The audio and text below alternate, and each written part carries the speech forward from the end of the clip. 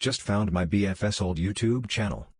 I 20F found my BF's 21M YouTube channel today from when he would make and edit funny gaming videos by himself years before I met him. He doesn't know I found it, but he's told me he used to post things. I've been listening to his voice laugh and have fun, and it's made me realize how much I love him, even though our relationship hasn't even hit a year. It makes me happy to have him with me even when he can't be here with me physically. I've been faking some pregnancy symptoms. I swear I'm not doing it for attention or anything. My husband and I are expecting our second child in just a couple of weeks. Our firstborn is 11 and husband spent the majority of that pregnancy deployed. They shipped out when I was 2 months pregnant, and while he made it back in time for the main event, he missed about 85% of the pregnancy. He's always regretted not being there to help me, but I was Navy too once, and I get that the military does not care about your civilian partner, and I never held it against him. Fast forward to this pregnancy and he's been the most attentive, loving partner I could ever ask for.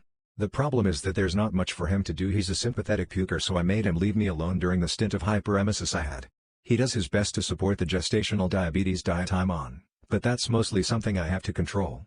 He can't exactly take the pressure off my internal organs, either, and he has voiced how bad he feels that there's not much he can do to make this easier on me. So, faking a few things. Nothing major, but I still feel kind of bad about it. I have had 0 random cravings, but the one time I said, "Hey, I think I want fajitas for dinner tonight," he lit up like a Christmas tree at the opportunity to do something for me. He looked like the world's sweetest puppy when I thanked him for taking us out for dinner, so I did it again a few weeks later. I mentioned an ice cream I was desperately craving. Off he ran, happy as could be, and came back with 3 pints of it to stash away. It's only ever been little things like that.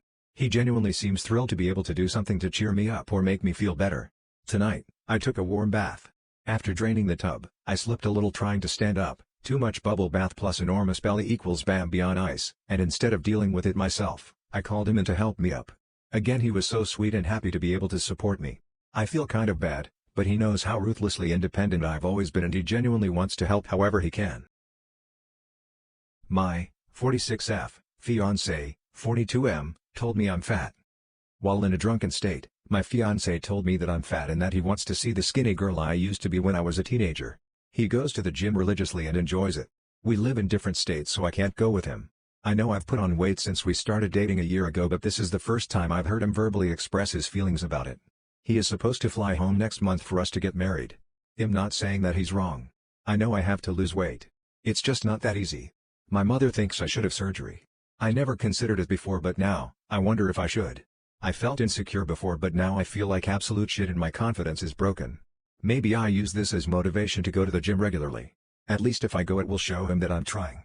Any advice on what to do or move past this feeling of not being attractive enough? Maybe this is the wake-up call I need to motivate myself. Even so, knowing that he's not attracted to be as he used to be is crushing my ego. I don't get the random their, etc. pronouns. I support the use of everyone's choice of gender and pronouns. To each their own. Everyone is just trying to figure out life. I'll call you anything you want. But I was told the other day about how there's 78 gender pronouns that one of the colleges identified the other day.